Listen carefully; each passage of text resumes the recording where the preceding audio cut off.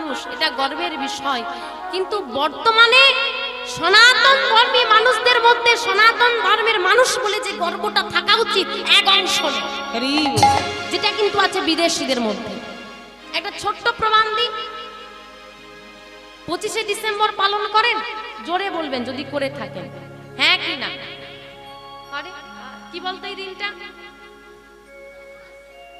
কি এই দিনটা? ক্রিসমাস ডে অনুষ্ঠানটা কার জন্য? যিশু খ্রিস্টের কি এই দিন? জন্মদিন। সবাই চুপ থাকবেন, ওরাই উত্তর দেবে। শুধু তফাৎটা আমি আমাদের সনাতন ধর্মের মানুষই শিক্ষার তফাৎটা দেখাতে চাইছি। ওরা কিন্তু এটুকু বলতে পারলো যে 25শে ডিসেম্বর যিশু খ্রিস্টের জন্মদিন আমরা পালন করি। আচ্ছা, আমরা সনাতন ধর্মের মানুষ, যিশু খ্রিস্ট কোন ধর্মের ভগবান? খ্রিস্ট ধর্ম। আমরা সনাতন ধর্মের মানুষ, আমাদের সনাতন ধর্মের মানুষ ওই কলিযুগে আমাদের ভগবানটাকে, আমরা কলিযুগের মানুষ, কৃষ্ণ দাপর যুগের গৌর হরি।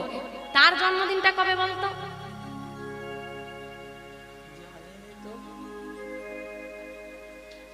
তার মানে কি তার বাবা মা পালন করে যিশু খ্রিস্টের জন্মদিন, সনাতন ধর্মের মানুষ হয়ে সনাতন ধর্মীয় অনুষ্ঠান কিন্তু পালন করে না, তাই বাচ্চারা শেখেনি।